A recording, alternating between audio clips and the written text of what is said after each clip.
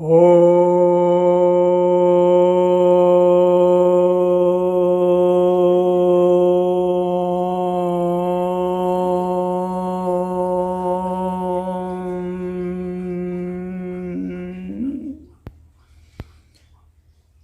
सभी भक्तजनों को सप्रेम नमन।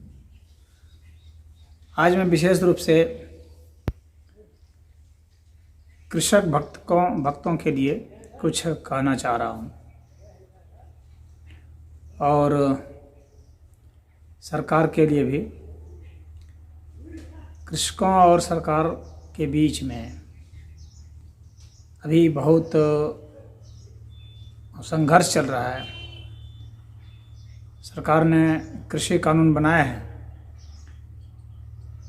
जो कि किसान संगठनों को मान्य नहीं है।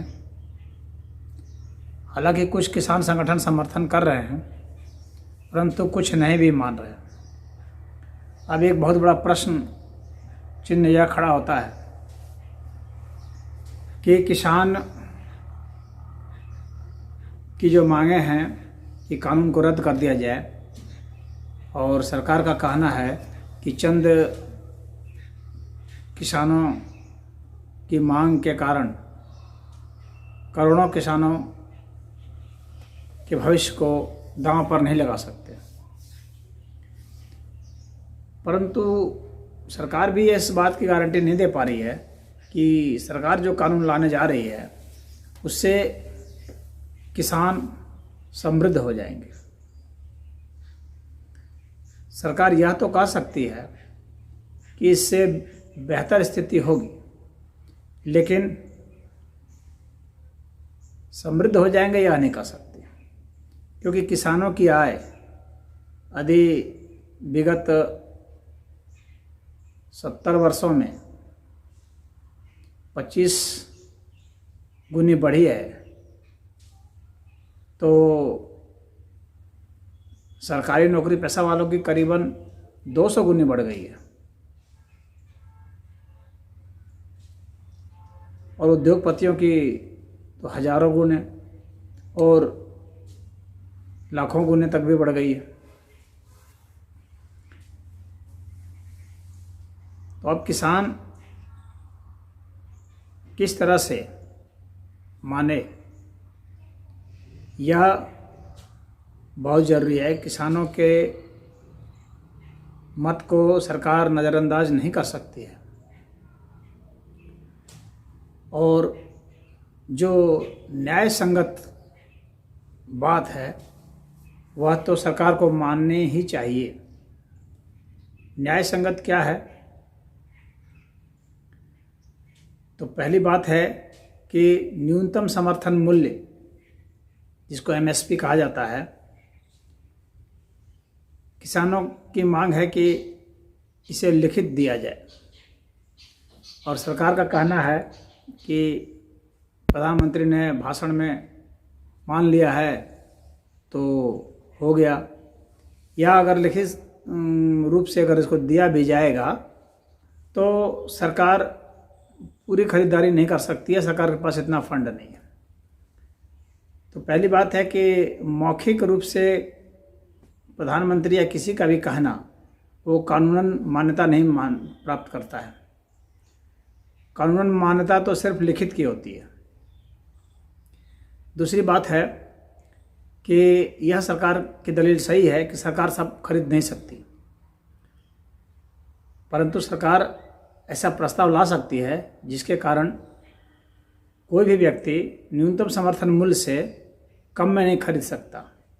तो यह जो है मिनिमम सपोर्ट प्राइस, इसको समझ लीजिए, या मैक्सिमम रिटेल प्राइस जिस तरह से होता है, एमआरपी होता है उद्योगपतियों के प्रोडक्ट का, तो उस तरह से ही यह हो जाएगा कि आप ऐसा कानून बना दें कि किसानों को न्यूनतम समर्थन मूल्य मिले ही मिले।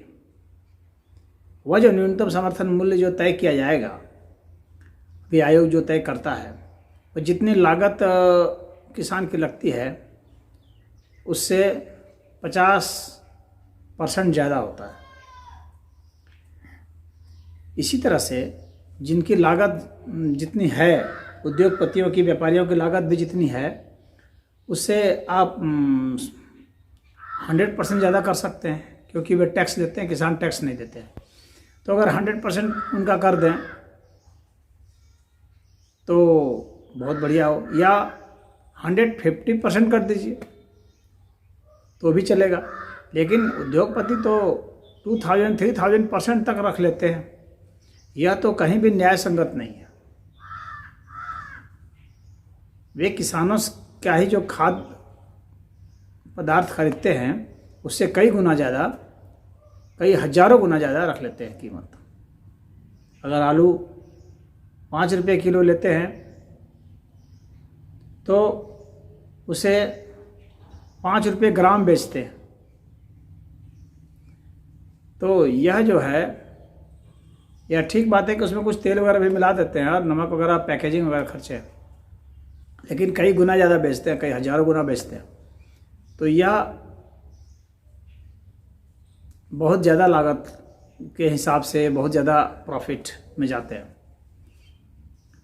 तो इसमें सरकार को यह करना चाहिए कि उनके लिए भी कुछ फिक्स कर देना चाहिए कि आप इतना % से, अपने लागत मूल्य से इतना ज़्यादा % से ज़्यादा नहीं ले सकते हैं, या 100% या 150% या 200%। तो इससे एक निश्चित हो जाता है कि इतना ही % तक वो लाभ ले पाएंगे। दूसरी बात है कि किसान जिस चीज़ को पैदा करता है, उद्योगपति उसी चीज़ को जो उत्पाद बनाता है और बेचता है और लाभ कमाता है, तो उसमें किसान को कोई रॉयल्टी नहीं मिलती है। जबकि जो बाकी सब जो हैं वे अपने रॉयल्टी रखे हुए हैं,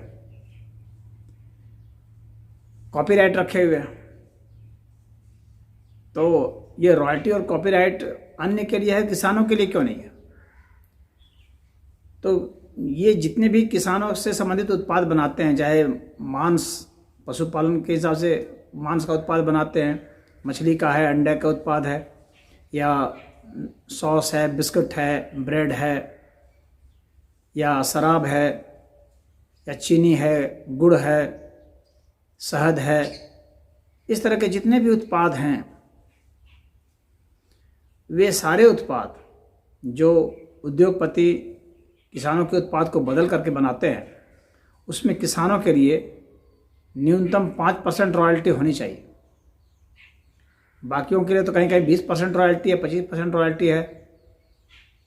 लेखकों के लिए और जिन्होंने कॉपीराइट रखा हुआ है, तो पेटेंट कराए हुए हैं, तो किसानों के लिए भी यह रॉयल्टी होना चाहिए, पेटेंट होना चाहिए कि किसान जिस चीज़ का उत्पादन करेगा उसका आप अगर कुछ उपयोग करते हैं तो आप किसान को क्या देते हैं? रॉयल्टी के रूप में। तो 5% आप अपने लाभ का दीजिए, जितना आप मैक्सिमम रिटेल प्राइस रखते हैं उसका 5% कम से कम किसान को जाना चाहिए, और एक मुश्त जो सरकार के खाते में जमा होगा, फिर सरकार सबको वहाँ से सबके खाते में सभी किसानों को बिना किसी भेदभाव के डाल देगी। तो इस तरह से किसानों की समृद्धि बढ़ सकती है, और मैं समझता हूँ कि इस पर किसान राज़ी हो जाएंगे अगर सरकार इस बात को किसान को मान लेती है। तो दूसरी बात है कि जितने ज़्यादा लोग जमाखोरी करते हैं, बड़े बड़े गोदाम बना करके किसानों के ही उत्पाद को भर के बाद में निकालते हैं, तो वहाँ पर भी रॉयल्टी होनी चाहिए, क्योंकि जो माल फिर खुदरा में बिक जाता है, जैसे किसान ने केला उपजाया और केला रखा हुआ है गोदाम में, फिर वहाँ से उसे थोक वालों को बेच दिया, और फिर वे दुकानदार, सब्जी वाले, वेंडर जो हैं वे लेकर के उसको बेचते हैं। इसमें किसान को क्या मिलता है? तो ये जो बेच रहे हैं गोदाम वाले, वहाँ पर भी 5% किसान के लिए होना चाहिए कि वे जिस दाम पर भी बेचेंगे उसमें 5% किसान को जाएगा। यह प्रावधान भी होना चाहिए। और इसके अलावा जितने भी गोदाम हैं किसी भी व्यापारी के, वे सारे गोदाम सरकार को बताए जाने चाहिए कि सरकार को सूचना होनी चाहिए कि ये गोदाम इनके हैं, और वहाँ पर सरकार के आदमी, किसान के आदमी यानी किसान संघ के आदमी का एक प्रतिनिधि हो, और वहाँ पर कैमरे हों, पूरा रजिस्टर उनका मेंटेन हो, वहाँ से जो भी माल निकलता हो जाता हो 24 घंटे वहाँ ड्यूटी होनी चाहिए। और वह जो ड्यूटी होगी उसका खर्च वो माल गोदाम जिसका है वह व्यक्ति देगा, जिसने वह गोदाम बना रखा है वह व्यक्ति उसका खर्च देगा। तो जाहिर सी बात है, जब ऐसा खर्च बढ़ेगा तो वह अपने माल गोदाम में बहुत ज़्यादा देर तक नहीं रखेगा, और जब रजिस्टर भी मेंटेन होगा तो वो धांधली नहीं कर पाएगा, तो जमाखोरी ऐसे भी घट जाएगी।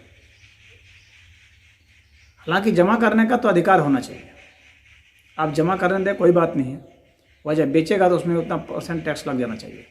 सिर्फ सरकार को पता नहीं होता है, बात इतनी होती है कब वह निकालता है, उसके हिसाब से ही उसका टैक्स होना चाहिए।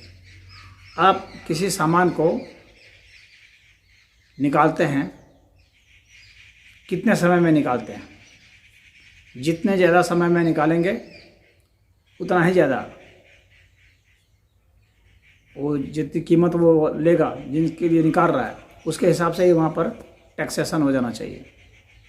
तो इस तरह से सरकार का भी टैक्सेशन, सरकार की भी बढ़ोतरी हो जाएगी जो माल ज़्यादा देर से निकाल रहे हैं, और किसानों को भी रॉयल्टी मिलेगी।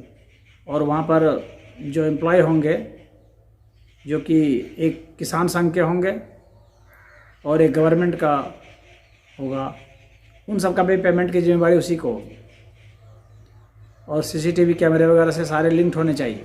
तो इस तरीके से हम लोग जमाखोरी को, अनावश्यक जमाखोरी को रोक सकते हैं। जमा करने का तो अधिकार होना चाहिए, क्योंकि उसमें कोई नुकसान नहीं है। अगर किसी चीज़ को कोई स्टोर करता है, ज़मीन में फेंक देने से, सड़ा देने से तो अच्छा है कि कोई स्टोर करके कुछ लाभ कमा रहा है, क्योंकि कोई अगर लाभ कमा रहा है तो फिर वो लाभ फिर समाज में ही आएगा। और ऐसे ज़मीन में फेंक देंगे, सड़ा देंगे, गला देंगे तो वो तो बेकार हो गया, सारा परिश्रम निरर्थक हो गया, धन निरर्थक हो गया। तो इस तरह से ये जमाखोरी का हल हो जाएगा, और किसान उसमें मान जाएंगे। जब किसान को आप रॉयल्टी देते हैं तो, और MSP की गारंटी दे देते हैं, उससे न्यूनतम पर कोई नहीं खरीद सकता। और अब रही ज़मीन संबंधित विवाद और फसल के जो कॉन्ट्रैक्ट हैं, तो जो कॉन्ट्रैक्ट है उस कॉन्ट्रैक्ट का जो एग्रीमेंट है उसको देखने के लिए कमेटी हो, कमेटी में किसान संघ के भी हों, कमेटी में उद्योगपति या व्यापारी जो उनके साथ गठबंधन कर रहे हैं, कॉन्ट्रैक्ट कर रहे हैं, वे रहें साथ में, और गवर्नमेंट के भी एम्प्लॉय रहें साथ में। इन तीनों के संयोग से ही वो होना चाहिए, और किसान खुद व्यक्तिगत रूप से भी मौजूद रहेगा। तो ये 4 मिलकर के कोई एग्रीमेंट करेंगे फॉलो, और चारों की सहमति से ही कोई बात उसमें हो सकती है। और यदि किसानों को ऋण दिया जाता है तो ऋण की भरपाई नहीं कर पाने के एवज में किसान की ज़मीनें बेच दी जाती है, नीलाम कर दी जाती हैं। तो यहाँ पर यह एक एग्रीमेंट होना चाहिए कि आप सिर्फ जो कॉन्ट्रैक्ट कर रहे हैं तो आप उसकी ज़मीन को नीलाम नहीं कर पाएंगे, और अगर आप कॉन्ट्रैक्ट करके फार्मिंग करा रहे हैं ठेका दे करके, तो ज़्यादा किसान की जब कीमत होती है तो किसान के पास भी आज़ादी होनी चाहिए कि वो आपके कॉन्ट्रैक्ट से बाहर निकल करके या तो बेचेगा, या तो आपको जितना उस पर कीमत है उस पर उतनी लेगा। और यदि कम कीमत गिर जाती है तो फिर आपने जितना कॉन्ट्रैक्ट किया है उस आधार पर आपको लेना पड़ेगा, अन्यथा किसान बर्दाश्त नहीं कर पाएगा और उसे भुखमरी की हालत में आ जाना पड़ेगा, और उसकी ज़मीनें भी बिक सकती हैं। तो ज़मीन न बिके, इसके लिए यह ज़रूरी है कि किसान को बचाना आवश्यक है, क्योंकि किसान बचेगा तभी अन्य लोग भी बचेंगे। तो किसान की ज़मीन बचाने के लिए हम लोगों को यह करना होगा कि अनुबंध इस तरह से किया जाए कि उनकी ज़मीन पर कोई आक्रमण नहीं हो। अब रही फसल की बात, तो फसल जिस आधार पर एग्रीमेंट हुआ है उस आधार पर ठीक है, उनको फसल मिल जाएगा। उस वक्त करंट मार्केट रेट जो होगा वो ले सकता है, या तो वे भी आज़ाद रहें जो इन्होंने कॉन्ट्रैक्ट किया और किसान भी आज़ाद रहे, दोनों ही आज़ाद रहें। उस वक्त का मार्केट प्राइस जो होगा वह उनको पेमेंट करना पड़ेगा। और जो उन्होंने एग्रीमेंट किया है अगर वे नहीं खरीदते हैं तो कॉन्ट्रैक्ट से बाहर निकलने के लिए उनको कुछ दंड का प्रावधान होना चाहिए कि आप कॉन्ट्रैक्ट से बाहर निकलते तो कम से कम आपको 25% जो है राशि देनी पड़ेगी, तब आप कॉन्ट्रैक्ट से बाहर निकल सकते हैं। अगर आप नहीं खरीदते हैं तो, और ख़रीदते हैं तो ठीक है, वेल एंड गुड। तो इस तरह की व्यवस्था हो जानी चाहिए किसानों के फेवर में, और उद्योगपतियों के लिए भी उनके साथ भी न्याय होना चाहिए, अन्यथा फिर उद्योग का विकास नहीं हो पाएगा और फिर किसानों का भी फिर विकास नहीं होगा। तो इसमें कॉन्ट्रैक्ट में किसानों को भी फ़ायदा है, लेकिन ये जो अनुबंध हो दोनों के बीच में वो न्याय संगत अनुबंध हो। और न्याय संगत अनुबंध होने के लिए यह अनिवार्य है कि कुछ शर्तें उनको भी ला दी जाए और कोर्ट में जाने की आज़ादी हो, दोनों को ही आज़ादी हो। वे भी जा सकते हैं कोर्ट में और ये भी जा सकते हैं कोर्ट में, किसान भी चले जाएं, उद्योगपति भी चले जाएं, व्यापारी भी चले जाएं, कोई भी जा सकते हैं। मार्केट जिस तरह से रन कर रहा है, मार्केट में जो कीमत है उस आधार पर ही पेमेंट सिस्टम होना चाहिए, उनके लिए भी, उद्योगपतियों के लिए भी और किसान के लिए भी। किसान भी बहाना बना करके उद्योगपतियों को माल देने से बच नहीं सकता कि मेरी फसल बर्बाद हो गई तो बाढ़ ने डुबा दिया तो अकाल पड़ गया, या इस तरह के बहाने से वह या नहीं कर सकता। इसका जो एग्रीमेंट है उसमें ये सब लोग देखेंगे कि क्या वास्तव में बाढ़ आई थी, क्या वास्तव में सूखा पड़ा था, क्या वास्तव में रोग ने ग्रस्त किया था, क्या वास्तव में पशु चर गए थे, क्या हुआ था। तो उसके आधार पर ही सरकार जो रिपोर्ट लगाई जाएगी उस आधार पर ही निर्णय देना चाहिए, अन्यथा किसान तो मनमाना कुछ भी बोल देगा। तो दोनों ही पक्षों से न्यायसंगत बात होनी चाहिए। यदि ऐसा होता है तो मैं समझता हूँ कि यह जो है भारत के विकास के लिए अच्छा होगा, और किसानों को रॉयल्टी तो हर हालत में सरकार को देनी चाहिए।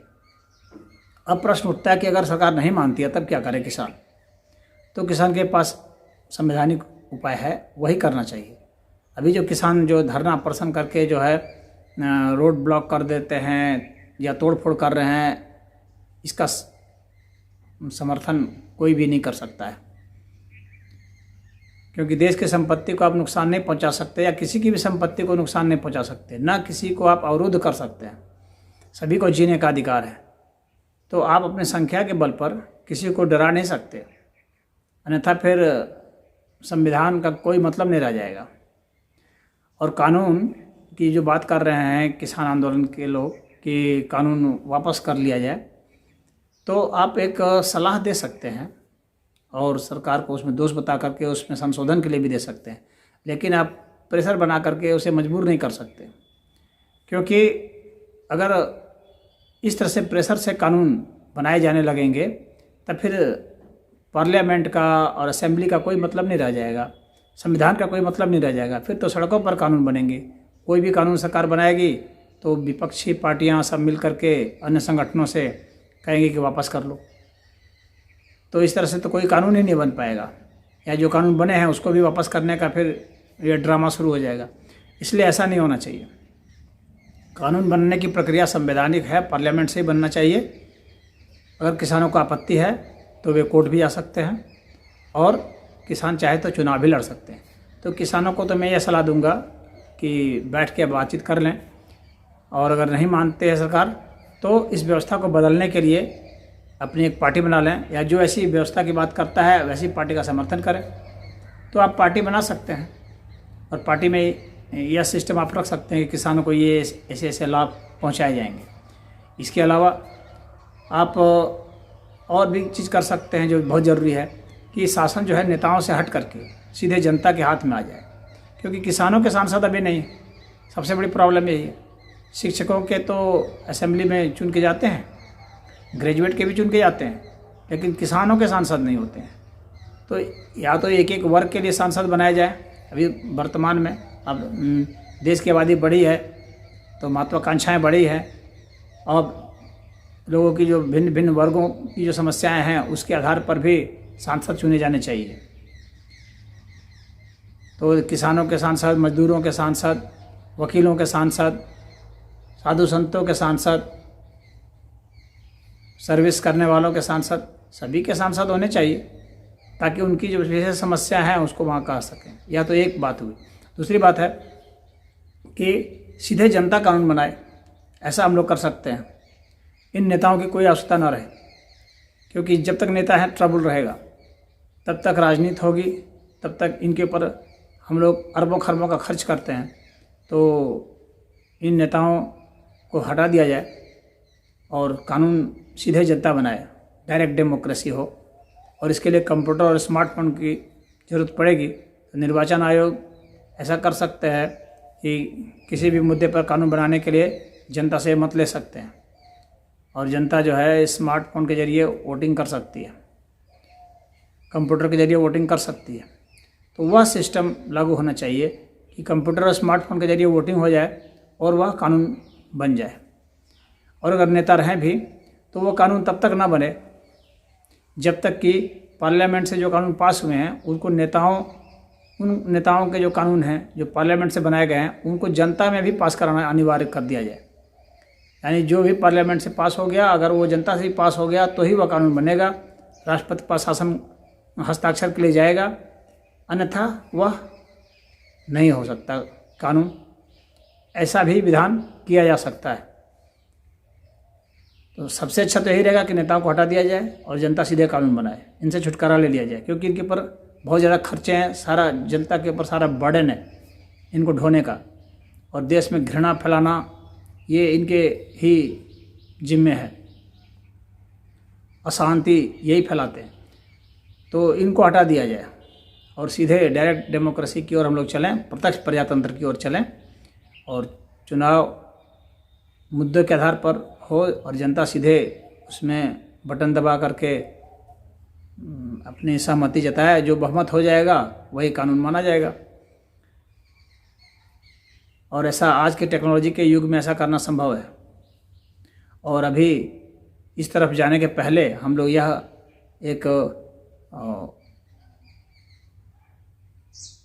अस्थायी रूप से यह हम लोग बना सकते हैं कि नेताओं के द्वारा जो भी कानून बनाए जाते हैं पार्लियामेंट के द्वारा या असेंबली के द्वारा, उसको जनता से भी पास कराना अनिवार्य कर दिया जाए। तो एक सामंजस्य बैठ जाएगा और हम समझते हैं कि ज़्यादा अच्छा प्रजातंत्र हुआ होगा, और तब सभी वर्गों की सुनवाई होगी।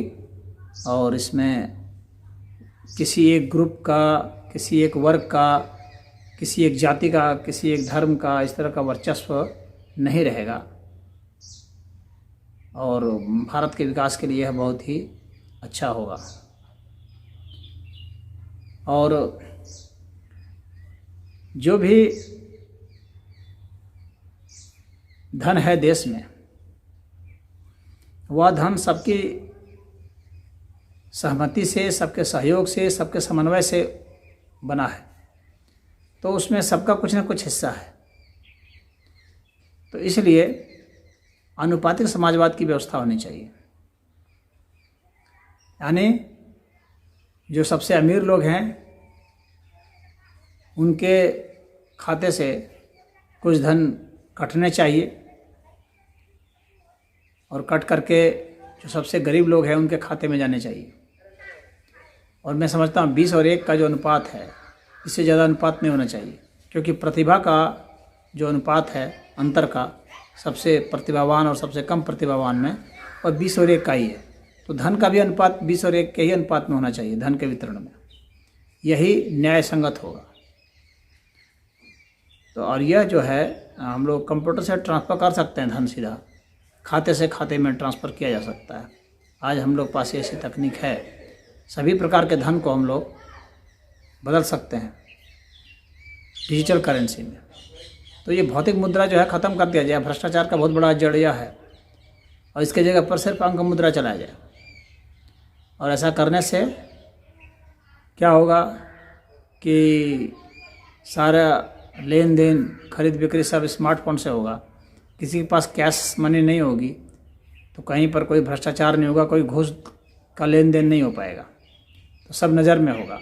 और हम लोग आनुपातिक समाजवाद को अच्छा से लागू कर सकेंगे, किसी के खाते से धन दे सकेंगे नीचे सबसे गरीब लोगों को। तो यह व्यवस्था अगर हमारे देश में लागू हो तो बहुत ही ज़रूरी है, बहुत ही कल्याण होगा सबका। और जो नौकरी पैसा वाले लोग हैं, जो नौकरी करना चाहते हैं, तो इन सब के लिए भी हम लोगों को एक चीज़ अनिवार्य करनी चाहिए, वो यह कि जितने भी विभाग हैं जो जहाँ भी काम कर रहा है, सभी विभाग का सरकारीकरण कर देना चाहिए। और सरकारीकरण करने का मेरा मतलब यह है कि वे जहाँ भी काम कर रहे हैं तो वे एम्प्लॉय उसके नहीं माने जाएंगे, सरकार के माने जाएंगे। हालांकि पेमेंट वही व्यक्ति करेगा जिसके यहाँ काम कर रहे हैं, चाहे वो कोई दुकान हो, चाहे कोई फैक्ट्री हो, चाहे कोई फार्म हो, चाहे ठेकेदार के यहाँ हो, चाहे बड़ी कंपनियों के यहाँ हो। वो सब कुछ जो है पेमेंट वही करेंगे जिसके यहाँ वो एम्प्लॉय है, परंतु वो माना जाएगा गवर्नमेंट का ही एम्प्लॉय। शर्तें गवर्नमेंट की होगी। हाँ, वो व्यक्ति हटा सकता है उसको अगर उसको उसकी सेवा नहीं लेनी है तो ऐसी व्यवस्था हम यदि कर दें तो बहुत ही अच्छा होगा। तो हम समझते हैं किसानों के लिए यह बहुत बढ़िया है कि किसान ऐसा आंदोलन शुरू करें। और किसानों के लिए एक बात और कहना चाहूँगा कि किसान सब जो है, जो संगठन बनाए हुए हैं, ये सिर्फ संगठन राजनीतिक नहीं बनाए बल्कि आर्थिक भी बनाए।